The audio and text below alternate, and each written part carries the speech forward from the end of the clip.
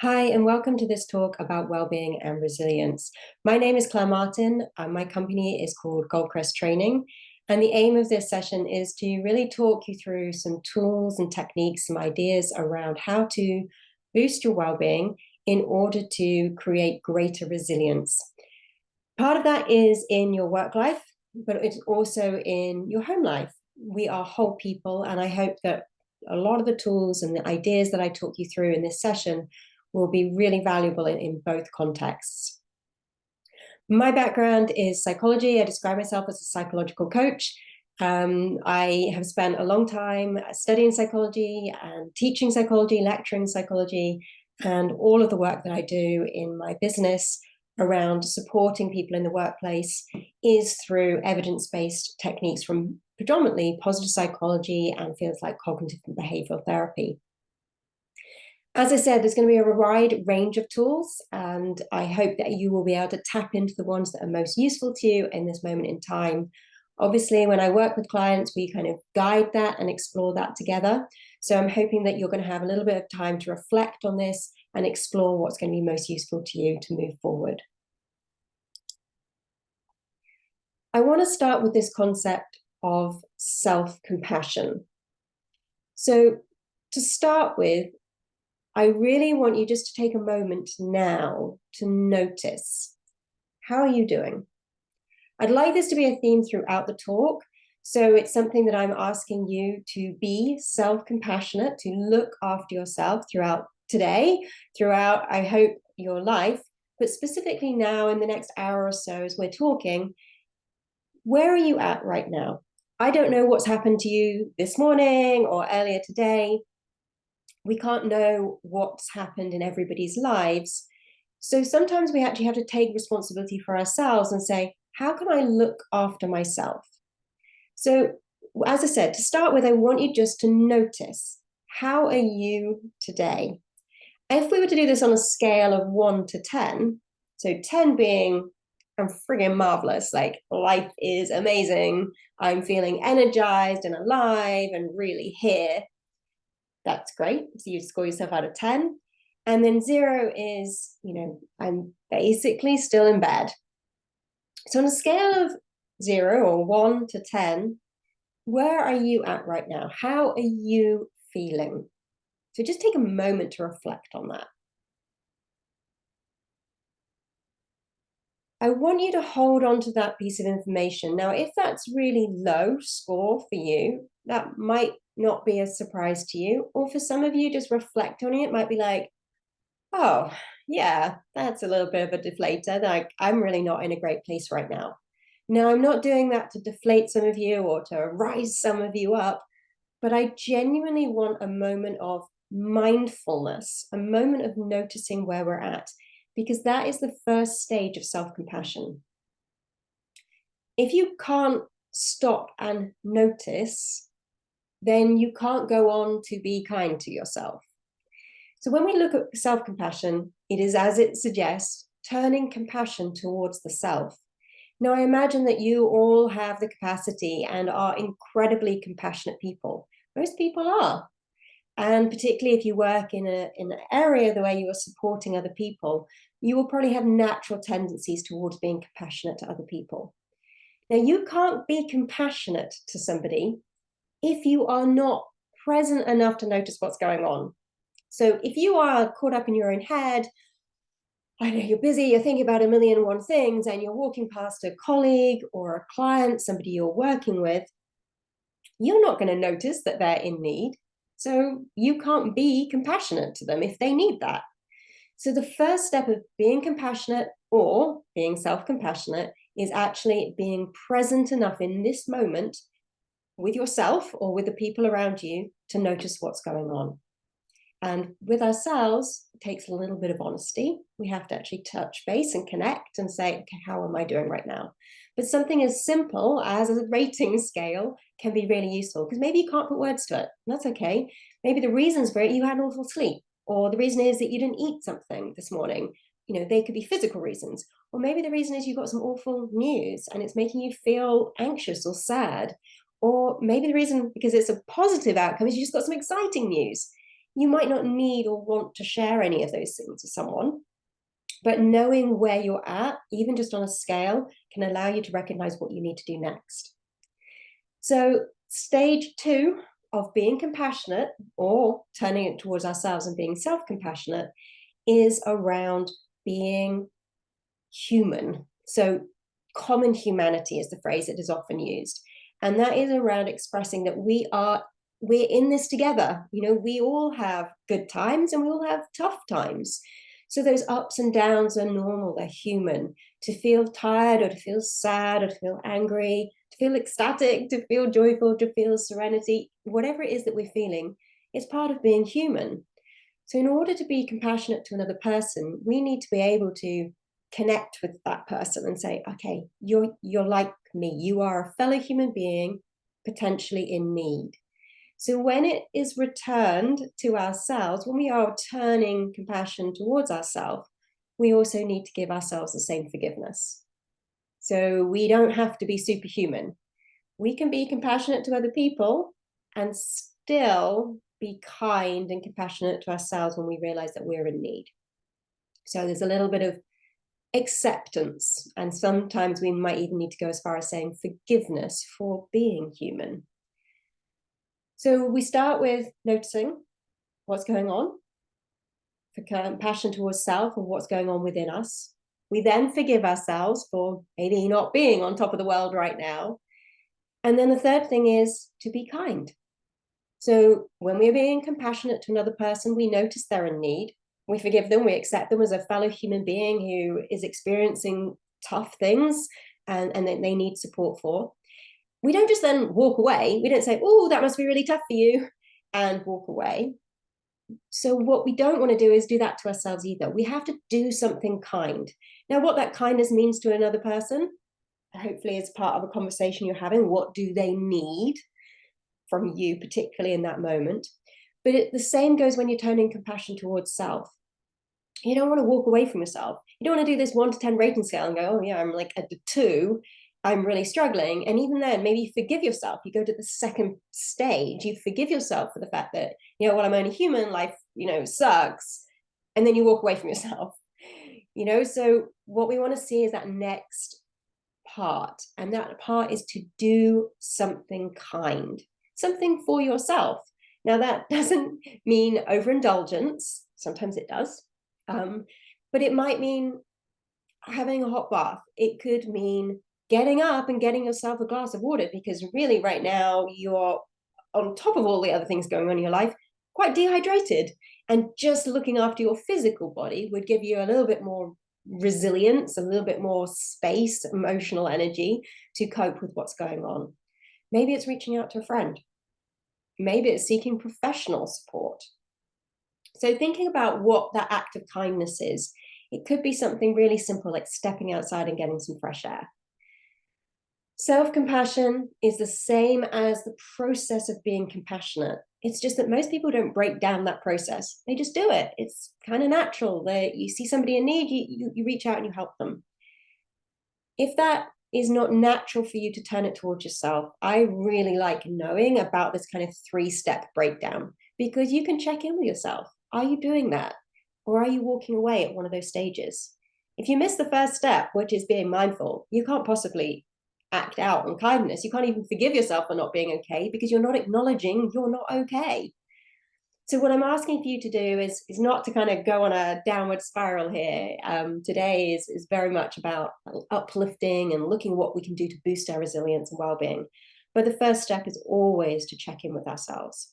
So I'm asking you today also to look after yourself during the session and throughout the rest of your day, using this process and this thread of self-compassion as we go through the talk.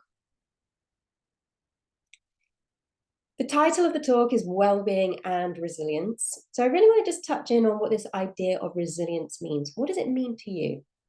Just take a moment now to think about what words come up for you. Like, what is it that pops into your head when you think of resilience?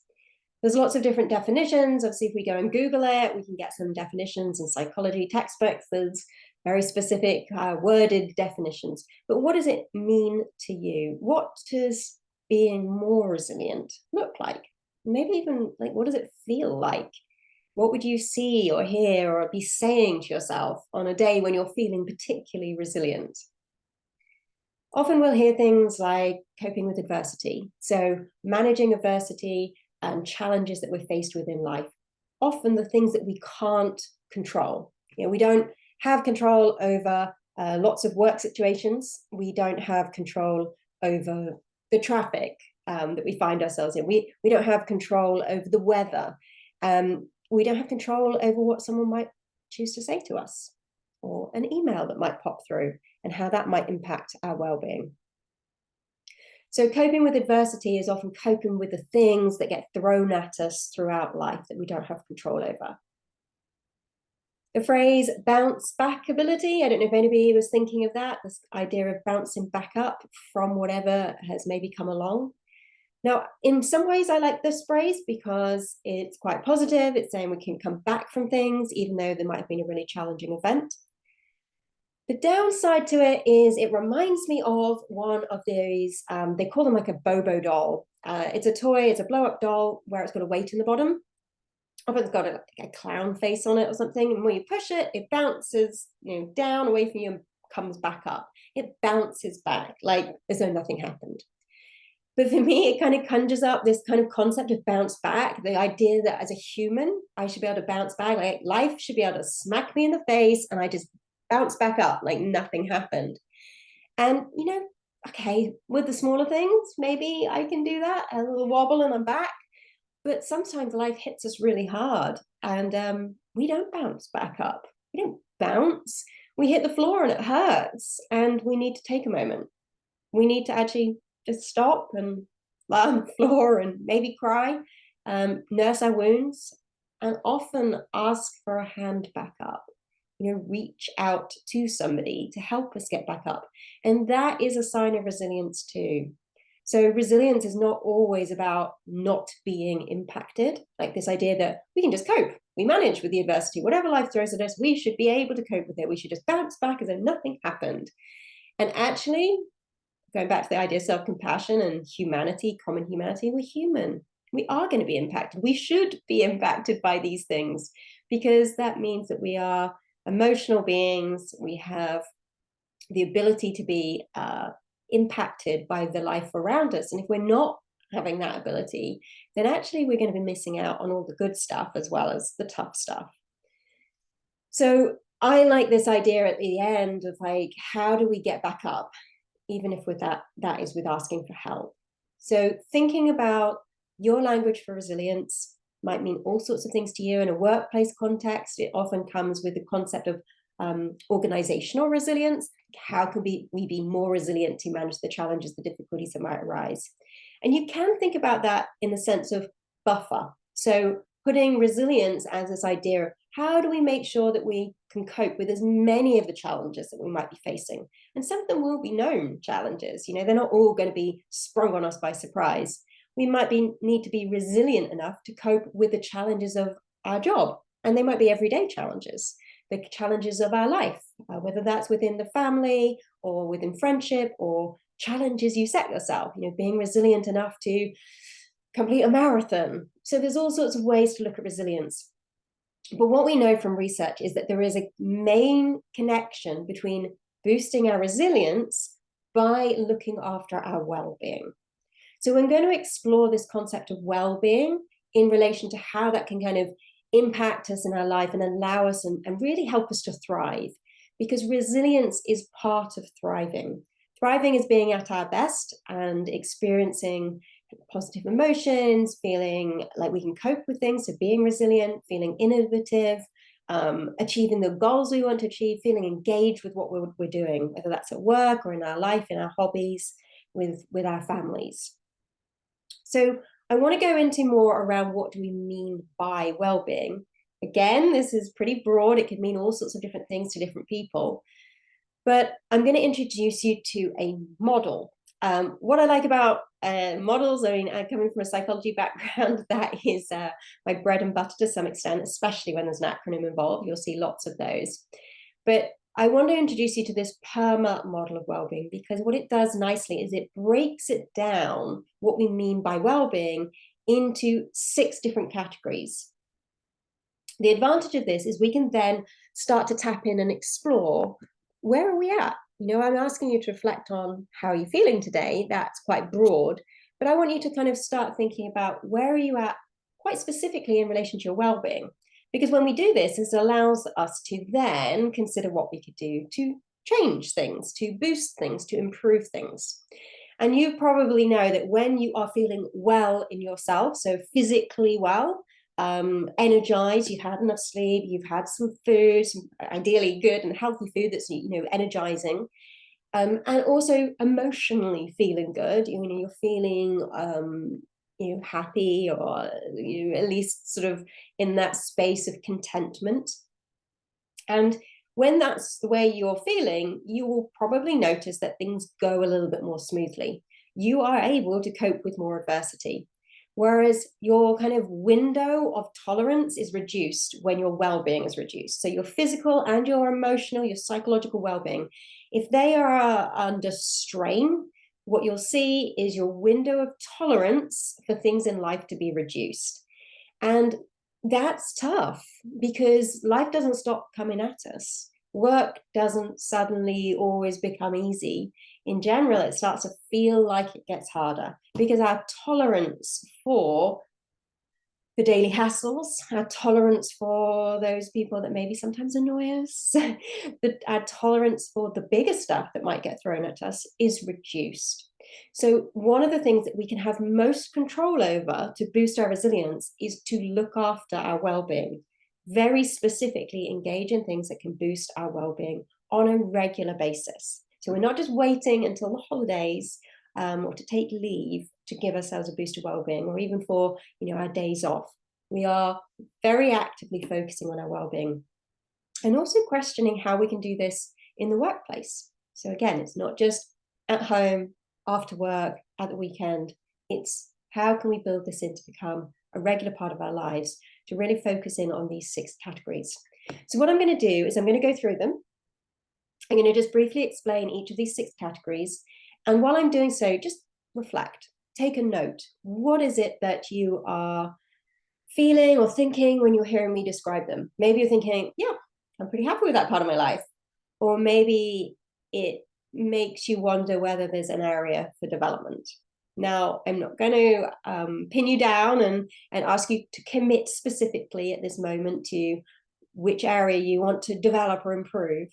And it might not be any of these areas specifically, but it might be more overall. You can start to see there's room to expand or explore different techniques.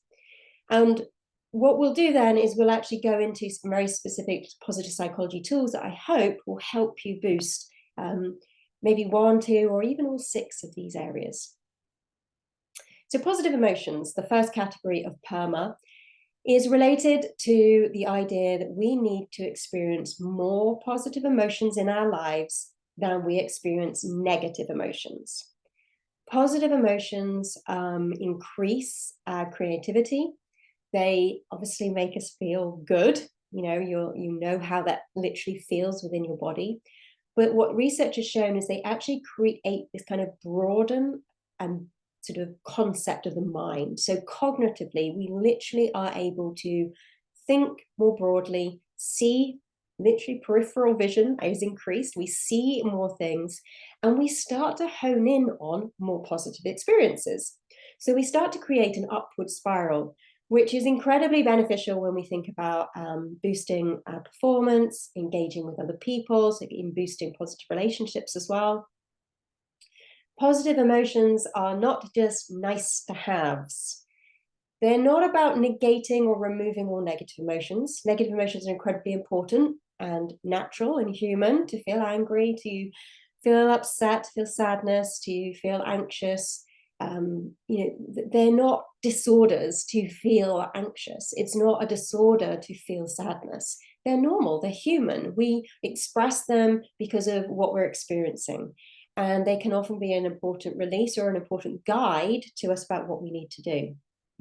Feeling guilty is there to try and stop us doing that thing again, not to just beat ourselves up, but it's to guide our behavior.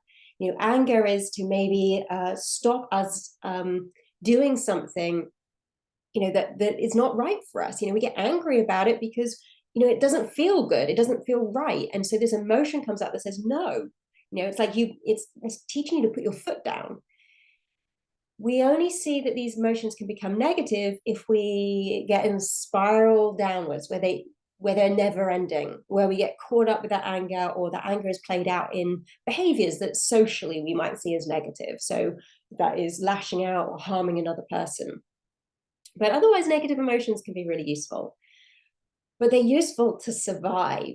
They're really, really useful for survival. And so we are actually, as humans, guided by a negativity bias. It's more useful to experience fear and notice the bad stuff to keep you safe from an evolutionary perspective, to keep you surviving, than it is to kind of notice positive things around you. Like, oh, look, there's a saber-toothed tiger hiding in the bushes. More useful than noticing the pretty flower that smells so nice. But most of us, most of the time, now we'll find ourselves in crisis situations, and that might be through your work, it might be in life, where survival becomes the key thing. But most of the time, we are in situations where actually to come down from those experiences, or in general to boost our creativity, our productivity, to relax us, to bring that kind of down regulation of the stress response, positive emotions are incredibly beneficial. So whether we're talking about joy or amusement, laughter, serenity, that feeling of awe we can get when we see something amazing happening, or pride when we feel like we've achieved something, gratitude to people around us for doing things that support us or help us, love, those connections. And I don't just mean romantic love, but literally when we have a moment, a human moment with another person. It can be with somebody at a checkout, it can be with somebody in a queue, it can be with a loved one or a colleague or somebody that you're working with. And those moments are very, very, very important for our well-being. So what we want to look at is, are we getting more positive emotions in our day than we are experiencing negative? Now, it can feel like we don't have complete control over that, but the bit that we have control over is what we focus on. So from a cognitive point of view, what we want to do is deliberately focus in on the positive emotions we experience. It's not to say we're going to ignore the negative ones. Some of them might need dealing with, some of them might be really dominant, but we also want to do very specific things to actively engage and notice our positive emotions within a day. And we're going to explore that in a little exercise a bit later. We've then got the E for engagement. And this is around the idea of how you feel when you're totally in the zone, when you are doing something that is like this perfect balance of challenge to ability. So I get into flow when I'm doing this, when I'm talking, when I'm speaking about something I'm really passionate about. I also get into flow when I'm climbing. I in my spare time go rock climbing. It doesn't mean I'm always in flow, because when we are either side of that sort of perfect space of engagement, we can get challenged too much by something and it can become a bit scary or anxiety inducing, or we can be under challenged and it can be a bit boring. So the same can happen in the workplace. It can happen in hobbies that we engage in, but it also can happen in the work that we do.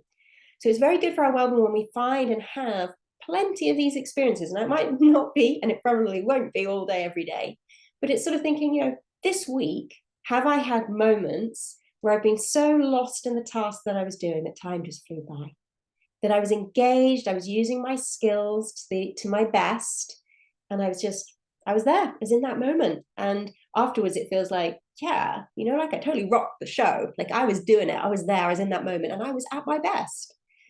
And knowing and experiencing that is very powerful for well-being, and it connects really strongly to levels of performance. So when we talk about, performing or being at our best, that's what we're talking about. The R in PERMA is about relationships. You will no doubt have lots of people that you have connections or relationships within your life. And that can be quite broad. It can be your wider colleagues within your company. It could be your neighbors. It could be people that you just happen to see in your community. And you can bring that all the way into family and close friends, very close relationships, romantic relationships. but also work relationships where maybe you have a boss or your colleagues that you work with on a regular basis. You will have lots of relationships in your life. What we want to do is really hone in on the positive relationships we have in our life.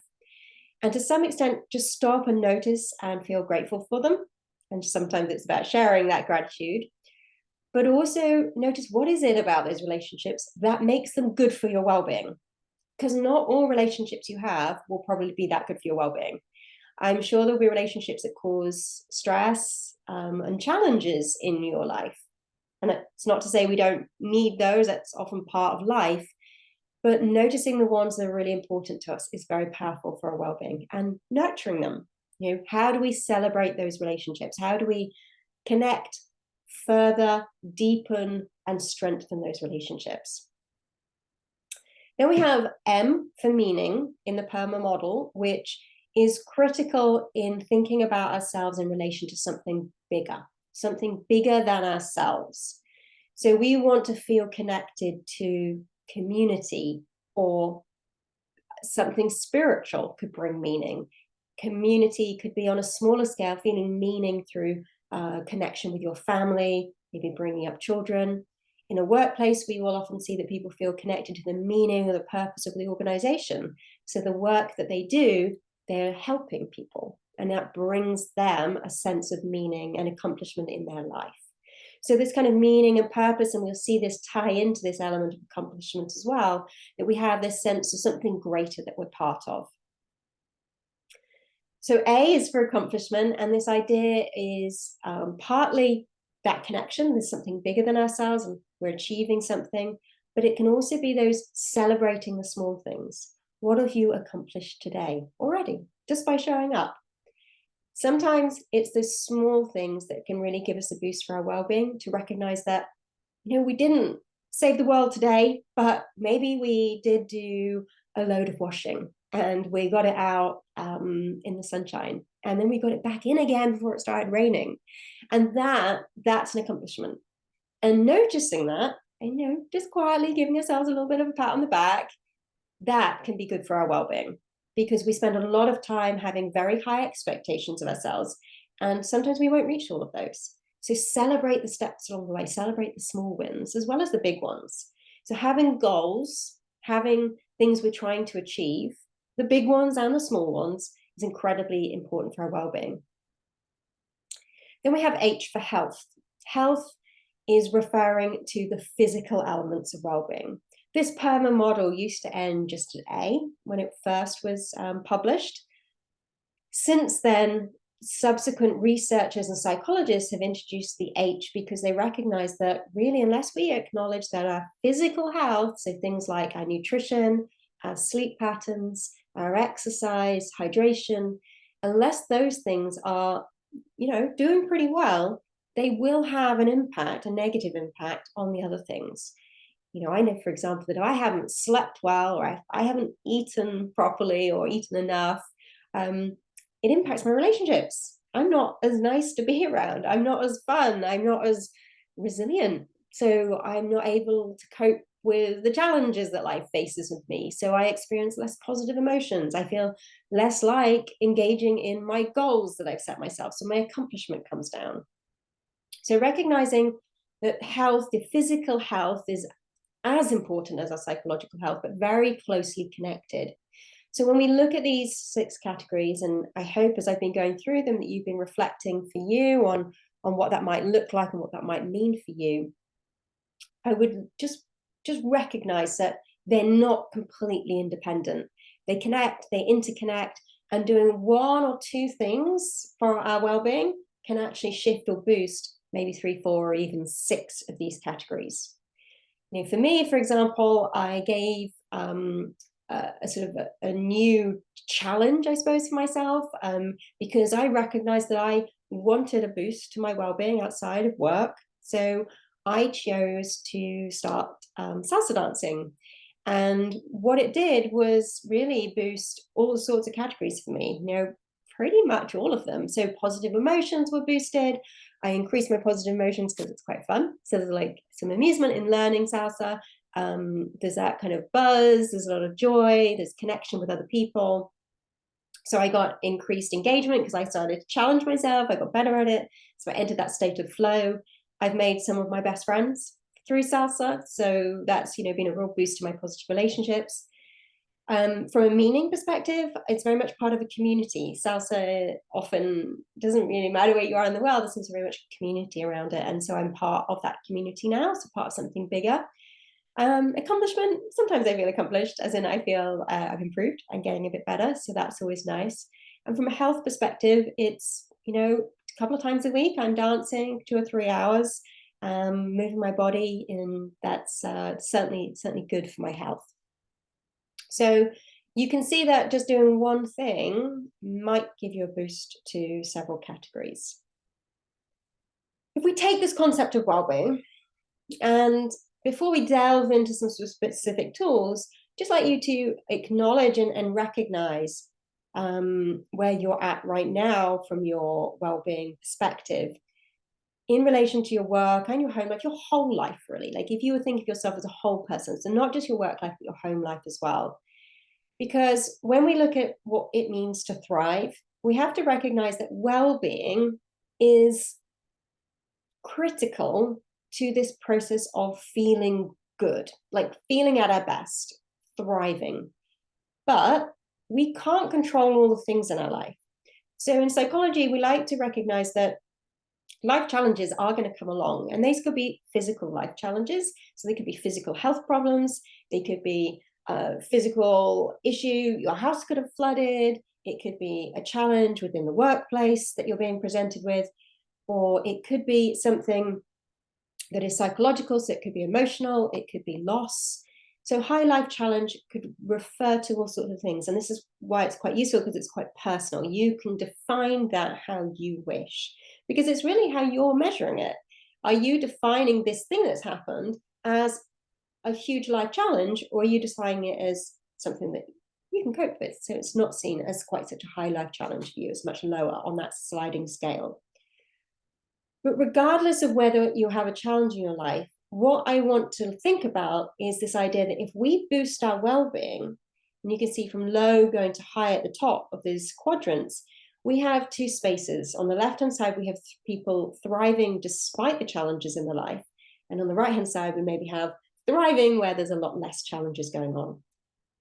And this is important to recognize, because somebody could be experiencing high life challenge, but because they're looking after themselves, because they are doing things specifically to look after their well-being related to those 6 categories in the PERMA model, they can actually still experience thriving.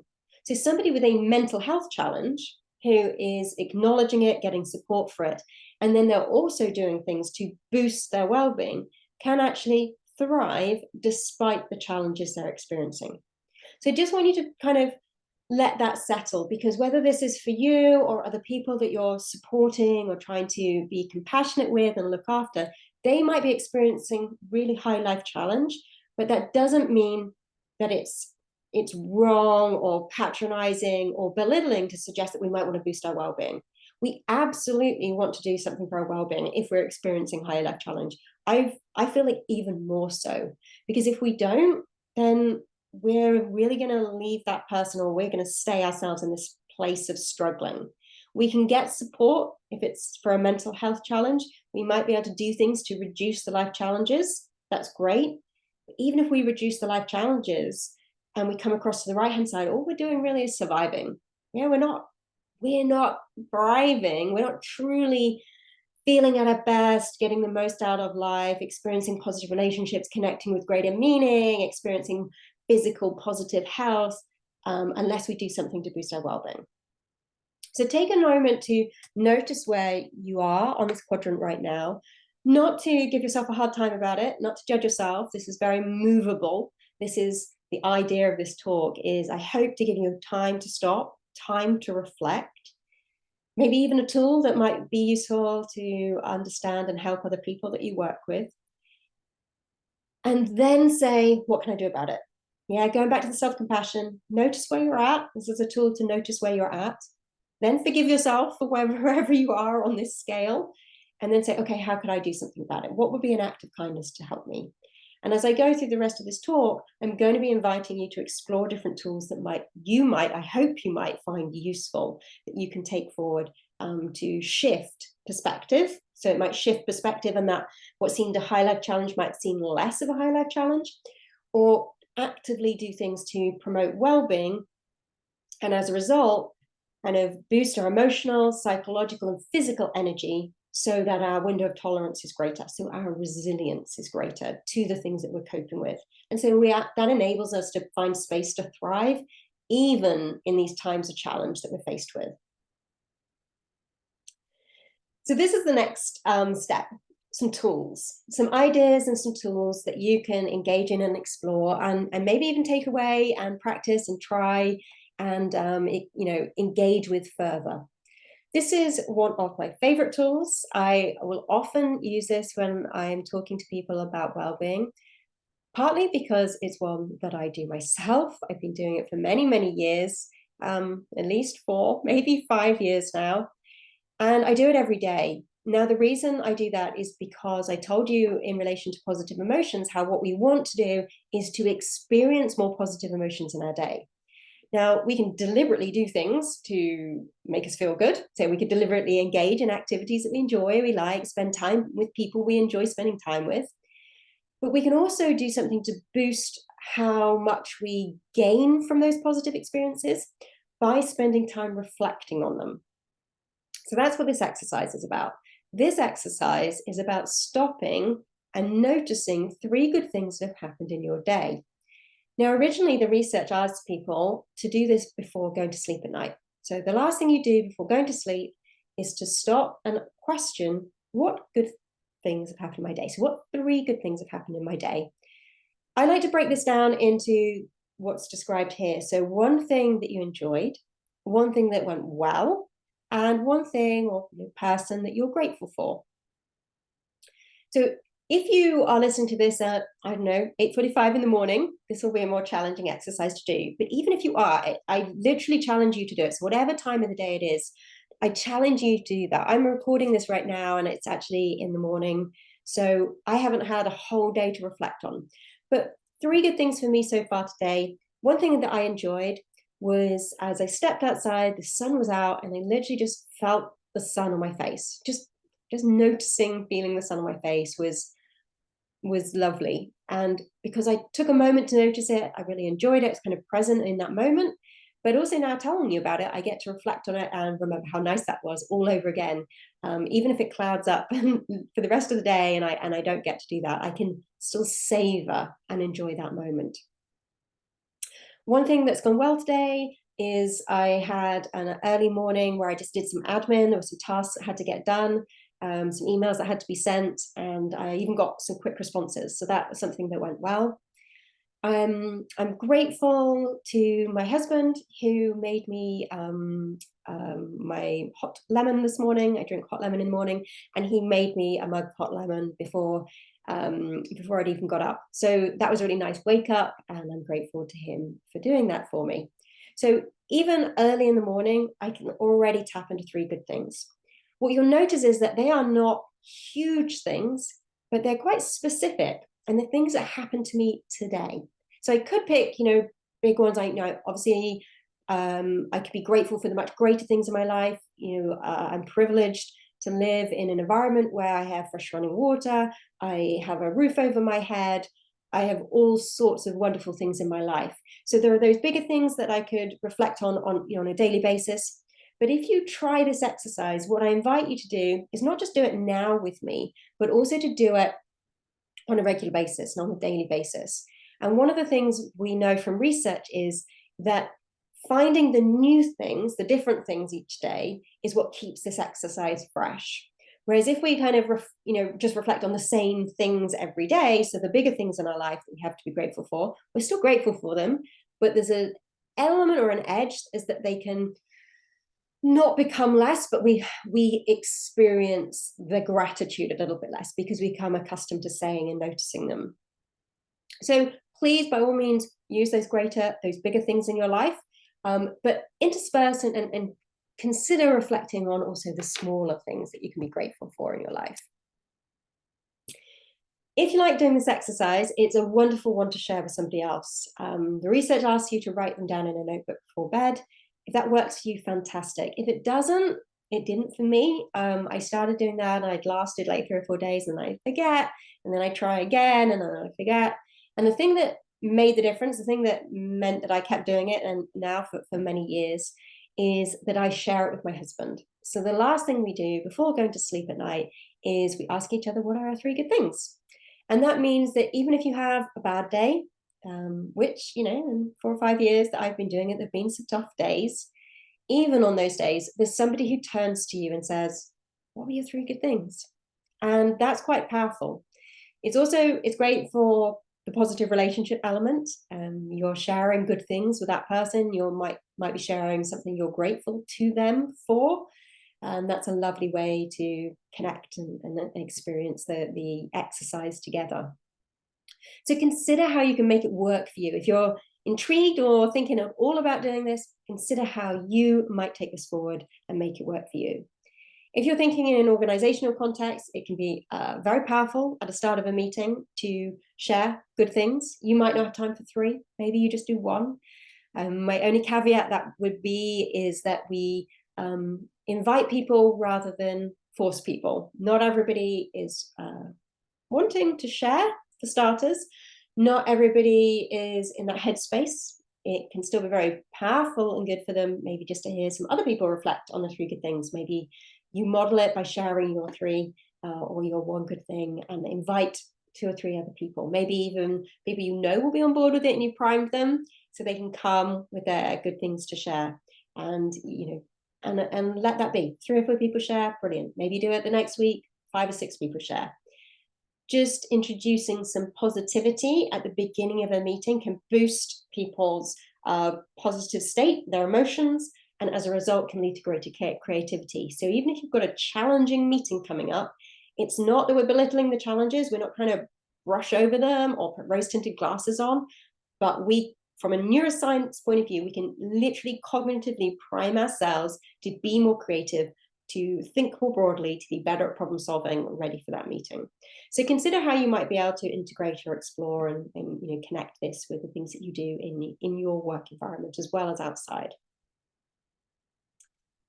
The other tool that I'd like to introduce you to is, on the surface, very simple, but when it comes to it, it's not necessarily easy to do. It's a tool I use a lot when I'm coaching. So my background in coaching is as a psychological coach. So I come with sort of cognitive and behavioral tools to support my clients. And in reality, most of us are going to experience emotions around challenges that we have. So whether that's in a business context, whether that's as a leader with challenges around supporting your people, or whether it's about making decisions that are going to impact your business, or whether it's supporting other people, or it's literally just the daily hassles we face of getting stuck in traffic jams. We will all experience some kind of adversity. So this ABC model is about helping us to manage those emotions that we experience when they're not useful to us. So when it feels as though they're starting to have a negative impact on us. So, yep, getting frustrated or angry, it's normal, but are we letting it go? Or at the end of the day, are we still playing it over in our head? At the end of the week, are we still talking about it to friends? And not just one friend, we've now told 5 people about it. People say that telling people, like telling your story, getting it all out is cathartic. About something bad that's happened or something that's annoyed you or made you angry or frustrated. And it can absolutely be cathartic. But my question to you is, if you've told 4 people about it and it's still making you angry, then it probably wasn't cathartic, or that technique is not working and you need something else. Now, this might not be the answer. If it's something bigger, then you may absolutely need to consider get some support from a professional, and cognitive behavioral therapists do literally use these techniques. I use it with my coaching clients because it's so powerful. You don't have to be talking about extreme adversity. We can just be talking about something that has annoyed us or frustrated us or bothered us, and we need to come back from it. we need to calm down in order to then be at our best to cope with and deal with that thing. So what I'm going to do is just going to talk you through this model. And as I'm doing it again, just reflect, notice whether you can identify with that, whether it's like, oh yeah, there's an example there for me where I've experienced that recently, and see if you can kind of play that through as we go through it. So an adversity, or the A for activating event or adversity, is that something happens that, has happened without your choice, maybe without your control.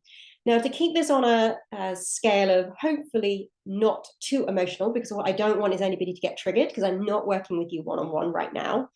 So I'm going to use the example of a traffic jam. Most of us have experienced that activating event or that adversity. Now, there'll be some of you in this room that'll be thinking, traffic jam, whatever, that's not really stressful. That's not really an activating event for me. And that's fine, because you are a lovely example of how you are thinking differently about that situation. But I know that I do sometimes, now I've worked on this a little bit for my own, on my own well-being, but I do still have a adverse reaction when I find myself coming up to a traffic jam, or when my sat nav flashes up and says, there's going to be an hour delay ahead. So for me, that's an example, quite a nice example to use for adversity. Now, what most of us do naturally is we will describe these adversities and our reactions to it based on jumping from A straight to C. So we'll say, oh, I got stuck in a traffic jam today and I just got so frustrated. Yeah, it was so frustrated being in the traffic jam. The traffic jam made me frustrated. Or even like made me angry that I was going to miss this, that, and the other. We describe events or things that people do. So this could be, somebody sends me an email and it's not worded that nicely, and it's a bit demanding, and that's the adversity, and it makes me angry. It makes me mad. I go straight from A to C. I describe that adversity as, that person made me so mad when they sent that email. And I could describe the story, and I could tell my friend about what was in the email, and they'd commiserate with me, and we'd have a good old, frustrated chat about it. And maybe I get rid of some of my frustration. Maybe it's cathartic. But what I want to do, and what I'm hoping this tool is going to help you do, is not just go from A to C, not just allow events and other people and adversity and things that happen in life to create emotions for us, because they don't. It's the way we think about these adversities that creates emotions. It's our beliefs around those events that creates those emotions. So A is the adversity, B is our beliefs, or the way we think. Thinking is all connected to our beliefs. These are the deeper beliefs we have about the way the world should be. So what we think about the event, and then we have to see the consequence of our emotions, our feelings, how we behave, how we respond. What I want you to do is to think about these adversities. So let's say the traffic jam. Have you ever been in a traffic jam that's made you angry or made you stressed? If you have, I want you to just go back and hone in on B. Our brains are so quick. We go from adversity straight to consequence. We go, boom, we have an emotional reaction. But it's because we thought something. There was an unconscious belief, perhaps, driving that really quick thought process that led to an emotional reaction. So if I'm stressed about getting stuck in a traffic jam, there must be some underlying belief about how the world should be. And it won't necessarily be logical. In fact, it's quite possibly an illogical belief. Like, oh, I should just be able to drive freely along the M6. That's a nice belief, hope, dream, maybe we could call it. But it's not that realistic. And, I put a should in there, and this is a nice one to watch out for. Shoulds often create absolutes, and they don't often do us many favors because they stop us being able to see other possibilities. But if I kind of think, oh, I should be able to do this, it's going to become very frustrating to me. Another underlying belief might be, I must be on time. And that's a statement with an absolute. we could question that. Okay, what's the reason that I feel that I must be on time? I must be on time because if I'm late, people will think less of me. Now you can see why I'm getting stressed. It's not really the traffic jam. It's not really that it's going to take an extra hour. The thing that is causing me stress is because I've jumped from being delayed by the traffic to, oh my God, people are going to think less of me. Yeah, so that there's a deeper underlying belief that is, yeah, that's stressful, right? If something happens that I think is going to cause people to think less of me, that's going to cause me stress. You could argue, rightly so. The thing that's less logical is that thought process. It's not a logical flow. Oh, I'm late, therefore people are going to think less of me. Some scenarios, maybe it doesn't look great, but in this scenario of I'm being delayed, we can probably come back from that. So the first step in this process is to acknowledge that it is not the activating event, it is not the adversity that causes your emotion. It is the way we think about that adversity. So the traffic jam, I could have thought something different. I could have an underlying belief of, so pleased that I'm not at the front of that traffic jam. What if something awful's happened to someone? I feel so grateful right now that it's not me that's perhaps had that accident. So being delayed is not a problem for me. Some people, and some of you, listening to this now might be thinking, well, doesn't matter if you're an hour late, it's just go now more to listen to my podcast or to my audiobook or whatever else is that you're doing along the way. So activating events, and you'll see this all the time in life. Everybody could be in the same scenario. Some people are stressed. Some people are angry. Some people are sad. Some people are anxious. Other people are like kind of nonchalant about the whole thing. They're like really unaffected. So what we want to do is first acknowledge that it's our way of thinking and probably something a little bit deeper in our belief system that is controlling and impacting our emotions, because that gives us control. We control our emotions. Nobody makes you angry. Nobody gets to make you sad. Nobody actually gets to make you happy. Yeah, you get to choose that.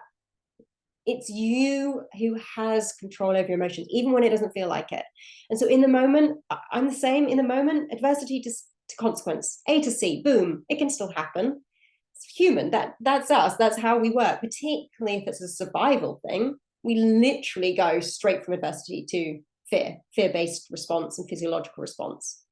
But it also can happen not just with fear, but more, emotional experiences and stressful events that might happen. What we want is a way to come back from that. So we need to acknowledge it, and then there is a D to this model, is dispute it. That might be later on, today, later on, a week later. It may be that you can't do it by yourself because it's too emotional and you need to do it with a coach, or you need to do it with a counselor or somebody who is qualified in CBT, or maybe just a great friend. You might have a great friend that can help you through this and work through it. So it's an exercise that's lovely to do written down. I do it with myself. I jot down like 3 columns, A, B, C, and then D. So I put in what was the event. I then go to C, like what did I experience? What did I feel? What did I say to myself? What did I do? And then I go back and the beliefs, like what am I actually believing? What's behind this? What was I thinking that led to me feel this way? Don't judge yourself though, because you will be thinking all sorts of crazy stuff, right? Logically wise, it'll feel crazy to think, oh, am I really saying that to myself? Do I really believe that? Just jot it down. Jot all of them down, because there's a good chance that 1 or 2 of them are the keys to why you're feeling the way you feel and why you still feel the way you feel, and that it's not useful for you. So we want to edit, we want to adjust, we want to dispute. One of the ways to dispute is to challenge through logic. Is this true? Is that a logical thing to think? Everybody's going to hate me because I turned up late. I might be thinking that. Is it logical? It's like 1 or 2 people might think less of me if I'm late to this thing that I'm turning up to. 1 or 2 people, not everybody. Even making that shift, changing from everybody to 1 or 2 people, can be enough to give us a little bit of emotional space to then like calm down, cope with whatever challenge we're actually facing, and then Maybe we have to smooth over those one or two people later. But actually, it's not everybody that's thinking this about us. And that in itself can reduce the stress. So challenge if there's something illogical in your way you're thinking about it. Challenge it if it's not useful to you. If this is not a useful thing to think anymore, just question whether you could shift it. You could shift that way of thinking, that pattern of thinking. It's a powerful thing to explore, but it's unlikely that you're going to be able to do this while you are in a heightened emotional state. So I absolutely recommend you having tools to kind of bring yourself down, sort of from a physiological point of view, to calm everything down first, and then take the time later. Take the time when you're in a safe space, and maybe actually actively seek somebody to support you through it.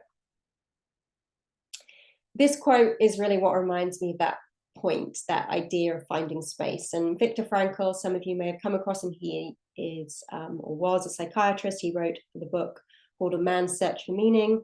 He is a Holocaust survivor, and he talks a lot about how to manage the mind even in adverse situations. So this quote, between stimulus and response, there is a space. In that space is our power to choose our response. In our response lies our growth and our freedom. I love that idea that there is space, and if I can find it, between the A and the C, there's space. It's the thinking, it's our thoughts. The one thing that we have control over is the way we think about a situation. We can't control other people. We can't control the situations, well, not all the situations we find ourselves in. Sometimes life just comes out and gets us. But we can control the way we approach that situation. So if we can find that space, if we can just find a moment to just stop before we respond, before we react, before we allow our emotions to carry us on a roller coaster, then we can make perhaps a more useful choice in how to respond and how to deal with that adversity, that situation. We won't always, that's okay. Sometimes we'll respond, and then we find the space after. I know that is often what I have to do, and that's okay too. We may have jumped from A to C, but we notice it, we recognize it, and then we do something to come down from it. Many people will use tools like mindfulness for this. I don't know if any of you do already, perhaps through yoga or through Tai Chi or through meditation apps that you might have access to, breathing exercises. The most simple form of mindfulness is stopping and noticing your breath. One of the kind of main elements, kind of concepts of being mindful, is being present without judgment. So noticing, but then not feeling the need to give ourselves a hard time for the fact that we are feeling angry about something. It's okay, I'm angry. I am angry. And be present with that. Just notice it. And sometimes without layering it, without saying, oh, I shouldn't be feeling this, or I'm feeling a bit anxious right now about something I've got to do. But if we layer that with, I feel anxious about being anxious, we're judging. I'm judging myself. I shouldn't feel anxious right now. Why am I feeling anxious? What's causing me this anxiety? I can literally layer the emotions and create a sort of a magnified experience of that. So sometimes just noticing, whether that's just taking a moment to notice your breath, whether you're fast breath, a shallow breath, a deep breath, or whatever it is, but just taking a moment. And I invite you right now, just take literally a moment. Notice whether you're breathing through your nose or your mouth. Notice where you can feel your breathing. Literally, do you notice it in your nostrils? Can you feel the air coming in and going out? Perhaps there's a little cooler air coming in and warmer air coming out. It's often the case if you're in a cooler country. Perhaps not so if it's really hot where you are. Maybe you can feel within your body the rise and fall in your belly or in your chest. Without judgment, just notice. And often for many of us, just stopping and bringing the mind into the body to focus in on something that is present, that's something that is always there, is the breath, something that is continuing through adversity, through the good times, through everything. It's like a tool that we can always connect to. So, the classic is when people get angry, it's like, just go, just take a breath, like go and take 3 deep breaths. You might not engage in a full mindfulness practice, but sometimes literally taking 3 deep, long breaths can change up. Well, it does from a psychological and physiological perspective, it changes our state. So consider, even if we don't initially find that space between stimulus and response, can you take a moment to pause and just breathe? Just take a moment to breathe.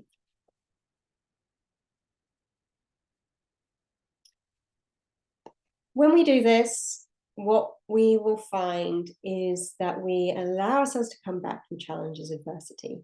So we spend a bit of time looking at how to manage emotions, how to boost positive emotions.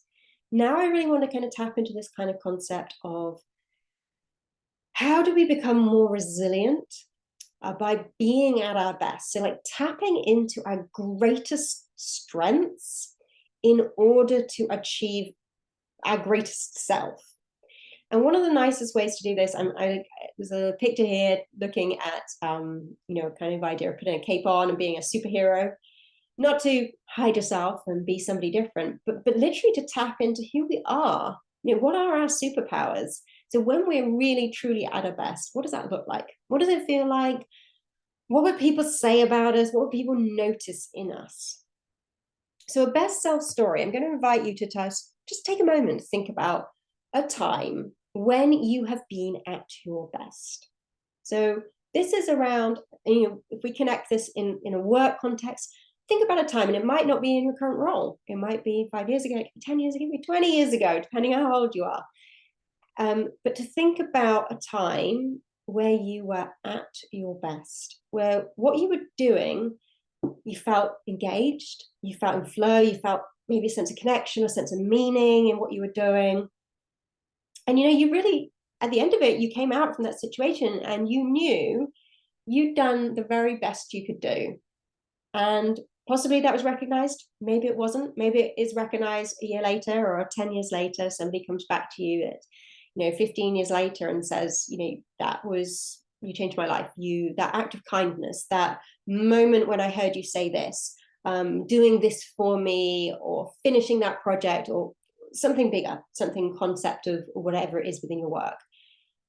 But just take a moment to think about you in your work when you have been at the top of your game. Not a big life experience necessarily, but could be a day or an hour or a moment. So for me, I can think of an example. One of the first examples I had, opportunities I had to give a talk about wellbeing resilience in the workplace. And it was actually in the college that I was teaching psychology in part-time. And I'd long ago recognized that there was a need for more focus on wellbeing for staff. And I'd actually done lots of training just in lunch breaks and after work to try and support my colleagues. But this opportunity was to speak to 50 of the senior leaders across the organization. It's quite a big network of colleges.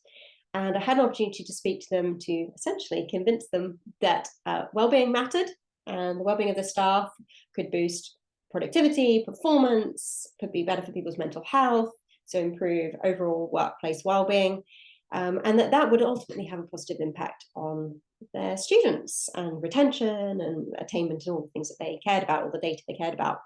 And so for me, in that moment, I was only given 10 minutes and I knew I had to make the most of it. But I felt like I was in the zone. Like I'd really found ways to try and connect with the different personalities in the room. I had the statistics that some of them I knew were going to love.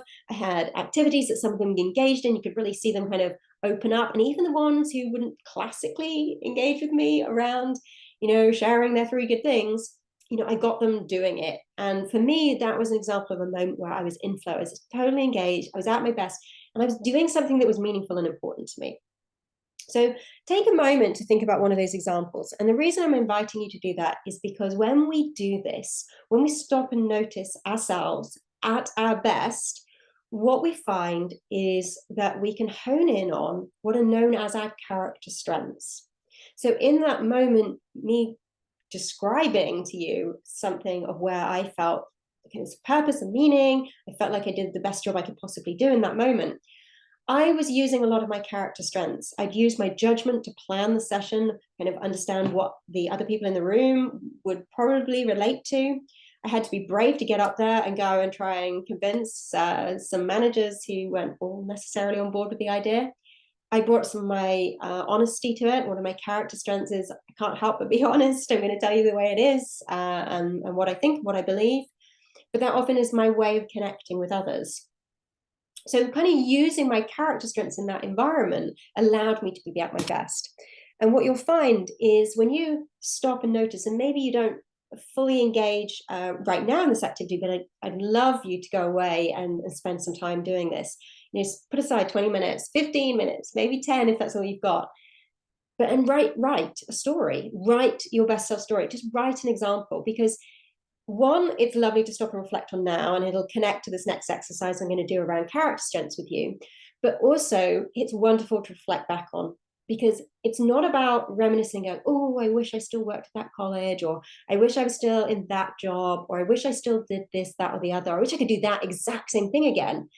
It's recognizing that the reason that that moment was awesome, that moment was when you were at your best, was because it was in that moment that you were using your characters, you were using your superpowers, the things that make you that kind of perfect combination of you at your best.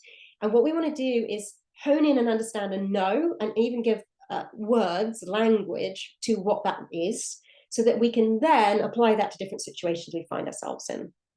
Because what we want is to be best selves as much as possible. We want to be at our best, not only because we will perform better, we will achieve more, we will be more productive, but it feels good.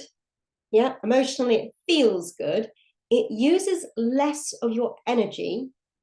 And from a sustainable point of view, therefore, we start to see boosts in our well-being. We have greater resilience to cope with what's going to be thrown at us, as well as feeling more accomplished and boosting our performance. So it's about honing in and understanding the things, the parts of you, not skills, but the character within you that allowed you to be at your best in that moment. And so to kind of delve into this in more detail and allow you to explore this, I'm going to introduce you to the psychometric survey and 24 character strengths that the VIA Institute of Character have developed.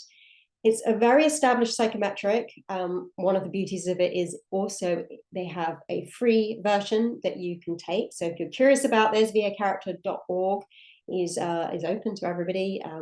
They even have a youth survey from the age of 11 through to 17. So consider doing that if you like this concept, this idea. But right now, what I would like you to do is to simply look at the 24 strengths that are outlined on this slide. We've got a wide variety here, and these have been through an awful lot of research collected using research and studies and questionnaires cross-culturally, literally across the world. Huge amounts of research has been done in this field, and the psychometric is incredibly validated and reliable in understanding and finding out what our true, what we call signature character strengths are. So for me, when I take the survey and when I kind of hone in on what I am, when I'm at my best, what I see is that I have things like honesty, prudence, love, judgment, and bravery at the top of my list. I also have all the other 24 strengths, just like everybody does. So what VIA Character organization highlight is that all of us have the capacity for these 24 character strengths. We can all persevere. We can all tap into our social intelligence or kindness or gratitude, forgiveness, zest. We all have the capacity for all 24. But we will have natural tendencies, natural kind of drive and kind of energy around core signature strengths. So what I'd like you to do is just notice them and think, okay, when I'm at my best, maybe when you think about your best self story, which of these were you using? Maybe you're using kindness or creativity or honesty or hope.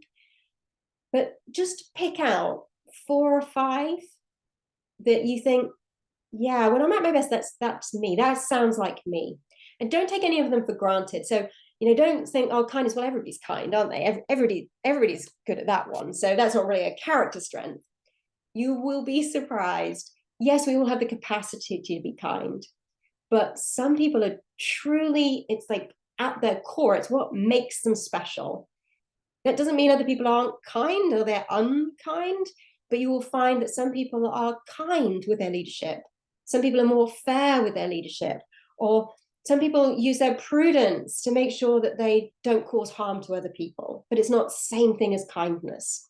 So just consider and notice, what are 4 or 5 that really jump out at you? We don't have time to delve hugely into this concept, but what I want you to consider is how you could use 1, 2, or maybe 3 or 4 of your core strengths. Now, doing it the way I've asked you, even just the ones you've picked out, in a new or different way. If you choose to take the survey, you'll get all 24 in your unique special order. And the idea is to look at the sort of top 5 to 7, pick a couple and see how you could use them more in different parts of your life. Now, my challenge to you is particularly in parts of your life that are stressful, tiring, frustrating, or not going that well. Because in the areas that are going really well, you're probably already using them. So that's great. What we need to do, and what helps with our well-being and boosts our resilience, is starting to question, how could we use them more in situations where we are not feeling that great, where we are not at our best?